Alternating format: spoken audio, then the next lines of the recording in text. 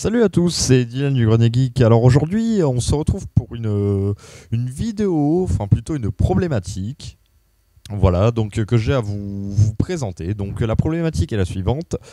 Peut-on se servir d'un MacBook qui a 10 ans à l'heure d'aujourd'hui? C'est-à-dire que là, à ma disposition, j'ai un MacBook de 2007. Nous sommes en 2017. Et ma question et la réponse que j'ai à vous donner est: peut-on encore se servir correctement de cet ordinateur, c'est-à-dire pour de l'utilisation de base, c'est-à-dire aller sur Internet, lire quelques vidéos, aller sur des réseaux sociaux, etc. Donc dans cette vidéo, comme je viens de vous le dire, hein, en cobaye chez un MacBook, donc MacBook blanc de 2007. Donc il a 3 Go de RAM, il a un disque dur qui a été changé par une capacité supérieure, mais le nombre de tours minutes n'a pas changé. C'est un 5200 tours minutes, ou 5400, je ne sais plus trop. Voilà, donc 3 Go de RAM. Le système est à son maximum, c'est macOS Lion, donc pour info, macOS 10.7.5 qui est installé dessus. En effet, il ne peut pas accueillir plus de cette version. La 10.8 est refusée sur cet ordinateur. Certains y arrivent à la faire passer, mais ça reste du bidouillage, donc on n'a pas, le Mac ne fonctionne pas correctement. Donc voilà, je l'ai laissé sur cette version qui est très bien. Voilà, donc pour info, donc cet ordinateur je l'utilise encore quelques fois, voilà, pour le faire tourner de temps en temps. Mais j'utilise plus souvent voilà, le MacBook blanc mi-2010 qui est sorti voilà, bien après, que je vous présente ici.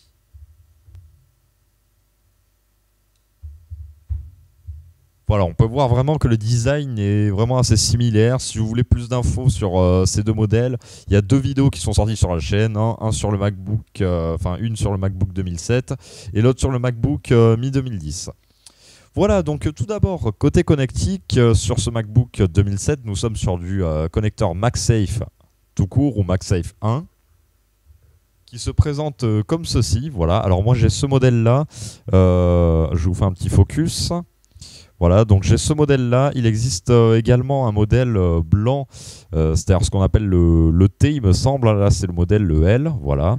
Et il existe le T, là où cette partie-là est blanche et le câble vient tout droit comme ça. Moi je préfère celui-là, hein, personnellement. Puis il faut dire que c'est le chargeur d'origine. Alors j'ai vu sur certains sites, notamment celui d'Apple, qui ne trouvent pas ce chargeur solide. Je ne sais pas ce qu'ils foutent avec. Mais bon, on peut voir qu'il y a une légère plissure ici.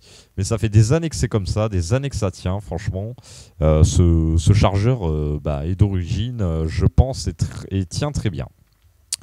Voilà, donc c'est le même système que pour le MacBook 2010. Hein. J'ai qu'un chargeur pour les deux MacBooks pour l'instant et je refuse d'acheter du chargeur de Dob premier prix. Quoique ça arrivera peut-être histoire de faire un petit test, mais bon, je vous présenterai tout ça en vidéo. Donc c'est parti. Donc je tiens à dire que la batterie dedans a été changée par une Apple il y a quelques temps de ça et que du coup son autonomie tient impeccablement, mais je vais le brancher par précaution parce que je ne sais absolument pas le niveau de charge qu'il a. Voilà, donc comme vous pouvez voir, la LED est verte et vient de passer au orange, signe qu'il charge. Donc on va ouvrir la bête. Hein. Alors oui, comme je l'avais dit en vidéo déjà sur l'autre, sans doute, gros problème sur ces MacBooks, le plastique a tendance à se craqueler. Ça c'est un défaut sur tous les MacBooks sortis de 2006 jusqu'au 2008 ou 2009, je pense. Ceux qui ont les bords plus arrondis comme celui-là ne sont absolument pas concernés par ce défaut. Voilà, donc je vais régler un peu la caméra de façon à ce que vous voyez l'écran. Voilà. Ça me semble assez correct. Donc on va le démarrer. C'est parti. Voilà, donc je suppose que vous n'avez pas entendu le bong à la caméra. Pendant le démarrage, je vais faire quelques petits ajustements de caméra, veuillez m'en excuser.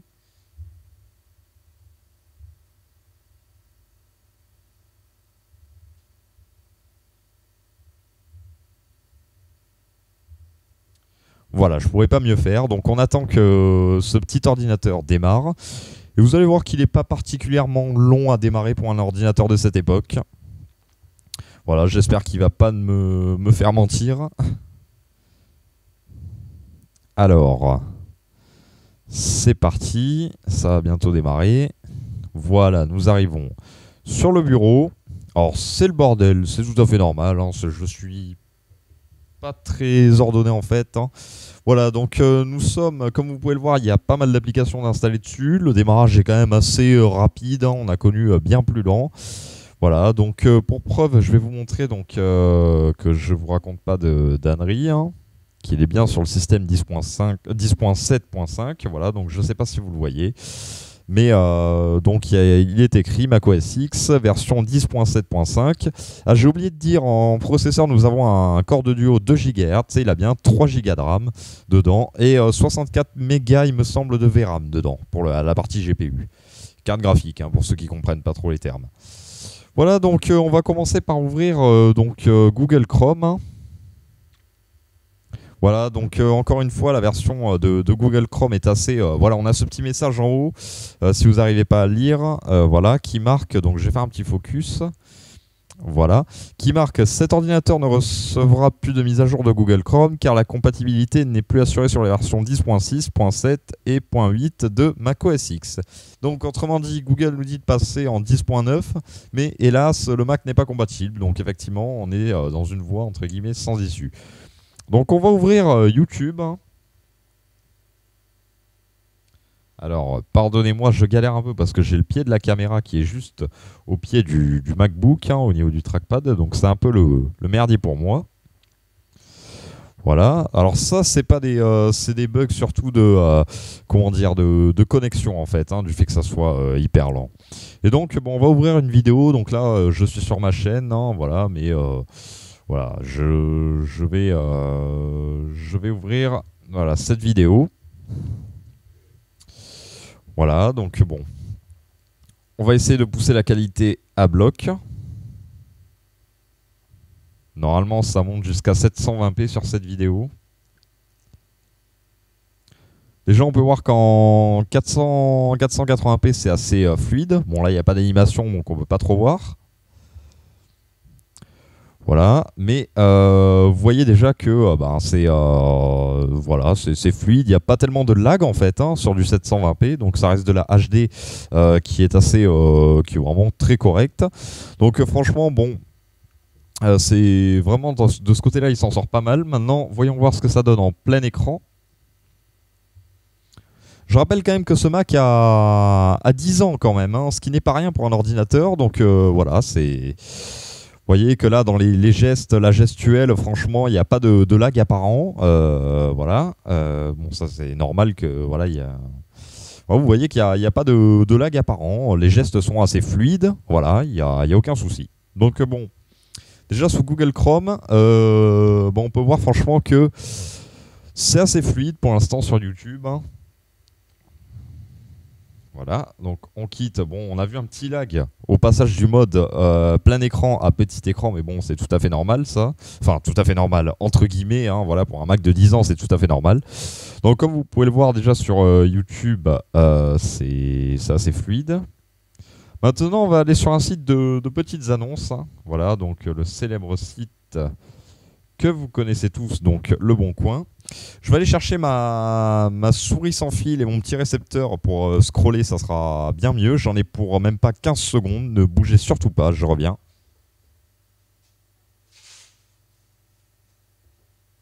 Voilà, je suis là.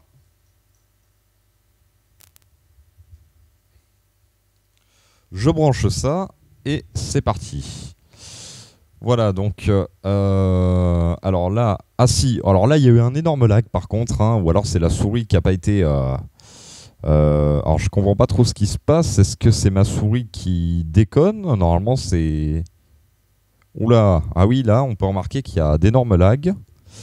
La partie scrolling a l'air de merdouiller fort fort fort. Ah oui, non, oui, bah, je me suis fait planter, c'est le défilement inversé de OS X. Alors oubliez ce que vous avez vu, c'est qu'en fait faut tourner la molette vers le haut en fait pour descendre en bas et tourner la molette vers le bas pour descendre en haut. C'est quelque chose que je déteste et j'ai oublié d'inverser l'option parce que j'ai pas encore connecté, faut croire, de souris sur ce Mac. Donc voilà, donc bon bah comme vous pouvez le voir au début, j'ai cru que c'était un gros bug de fluidité. Bon, il y a quelques lags, hein, là comme on peut le voir, ça réagit, regardez. Je vais vous montrer. Alors attendez. J'essaie de filmer le mieux que je peux. Bon, on voit mal. Mais on voit, regardez bien mon doigt. On voit que ça met un peu de temps quand même à réagir. Donc bon. Là, de ce côté-là, il y a un peu de lag. Je vais de suite virer cette option de...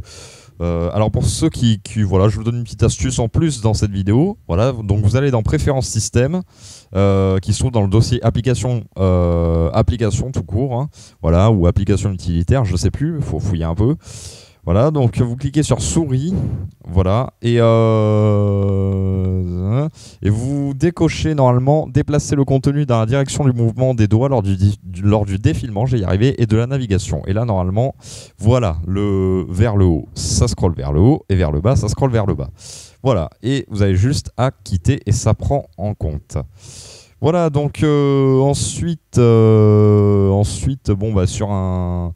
Qu'est-ce qu'on pourrait regarder sur un site comme sur eBay. Voilà, et après on passera à un autre navigateur. Voilà, hop. Donc ça, pour ceux qui veulent savoir, c'est la boutique du vendeur qui m'a vendu le Tian P400, voilà. Oh, si vous êtes un peu curieux. Donc là, bon, on voit que le défilement est très fluide, hein. Il n'y a vraiment pas de lag, voilà, là c'est vraiment très fluide. Alors peut-être que c'est le site Le Bon Coin aussi qui est un peu moins bien codé que celui-là. Et on va ouvrir, qu'est-ce qu'on pourrait ouvrir en dernier? Et bien on va ouvrir, voilà, un truc de...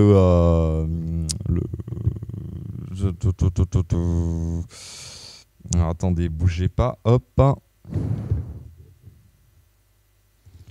Voilà, un truc de caméra IP, voilà, que j'avais topé.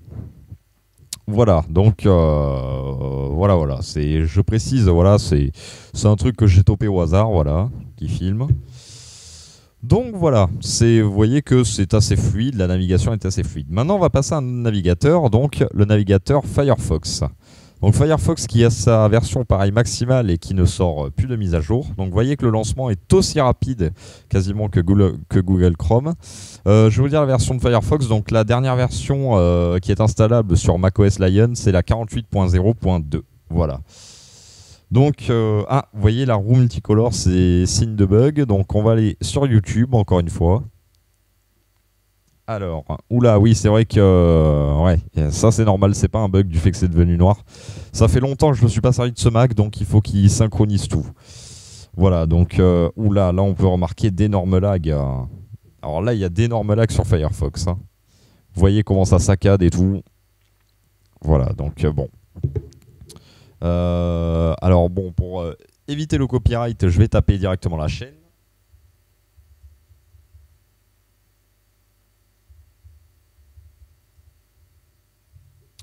Voilà, hop, donc elle est parmi les suggestions. Alors on va attendre que ça charge un peu. Voilà. Alors, donc on va lire la dernière vidéo pour l'instant. Donc bon, vous voyez que c'est un peu de mal quand même. Hein, c'est un peu de mal sur Firefox. Ah oui, regardez ce lag monstrueux. Donc on va zapper tout ce qui est intro, etc. Là, regardez, la fluidité n'est plus du tout au rendez-vous là.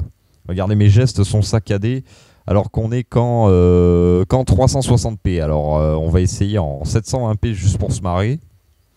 À mon avis, il va complètement disjoncter.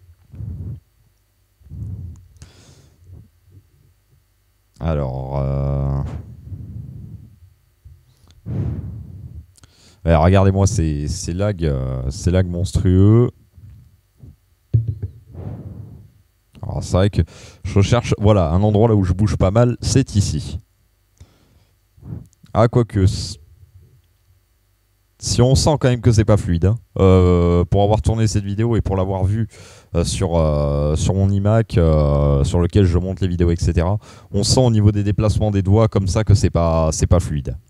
Voilà, maintenant on va essayer en plein écran.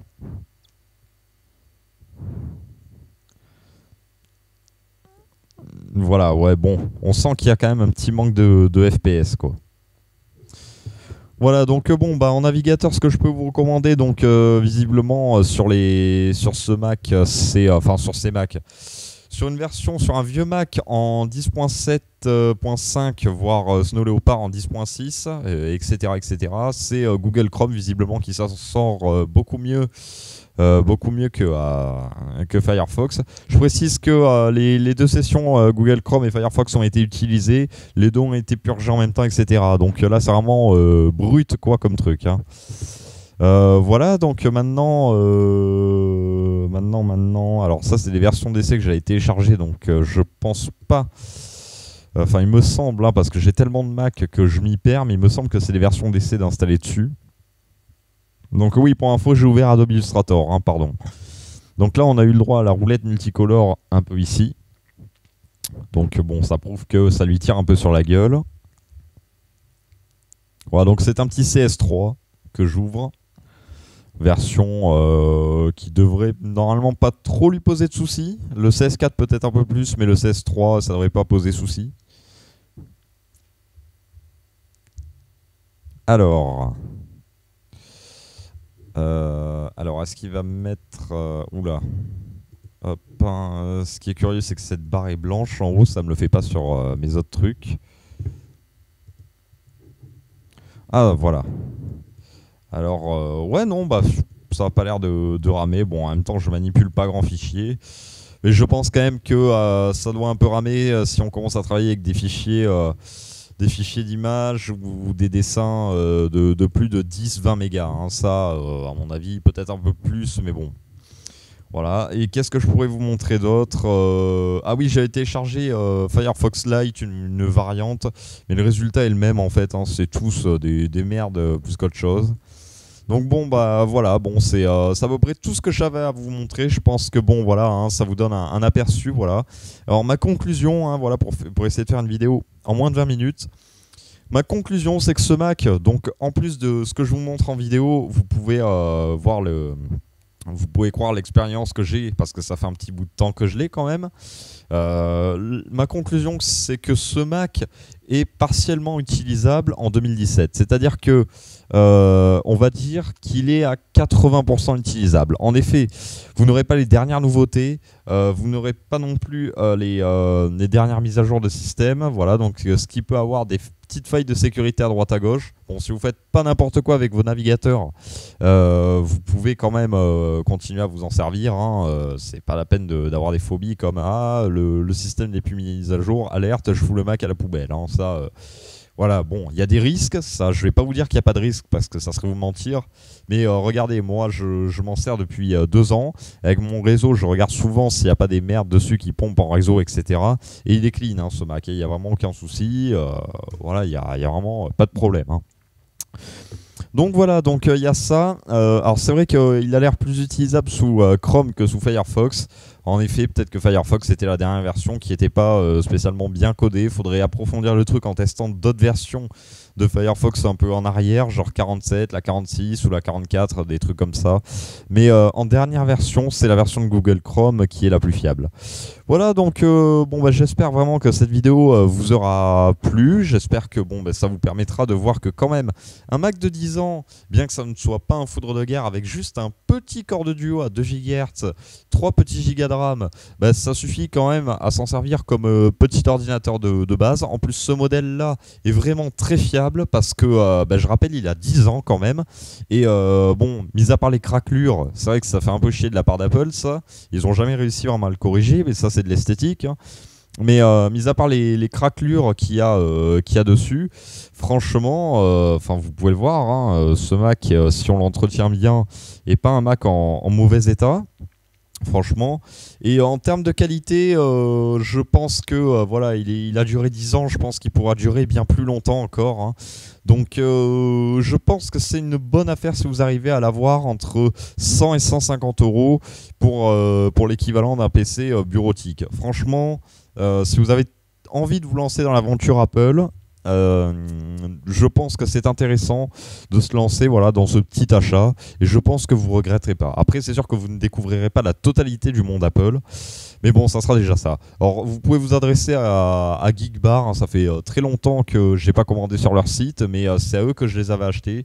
Je sais pas s'ils en font toujours des MacBook 2007, ça m'étonnerait, mais bon, adressez-vous quand même à eux, peut-être que ils en auront toujours en stock et je pense que les prix ont dû baisser. Voilà, pour info, je l'avais payé 200 € à l'époque. Je pense que ça a dû baisser à 150, voire un peu moins. Voilà, donc bon, bah, je vais éteindre le Mac en même temps de vous saluer. Voilà, donc éteindre. Voilà, donc j'espère vraiment que cette vidéo vous aura plu. Vous voyez, comme vous pouvez voir, l'extinction est très très rapide hein, sur ce modèle. Donc j'espère que cette vidéo vous aura plu. Et moi, je vous dis salut à tous et à la prochaine.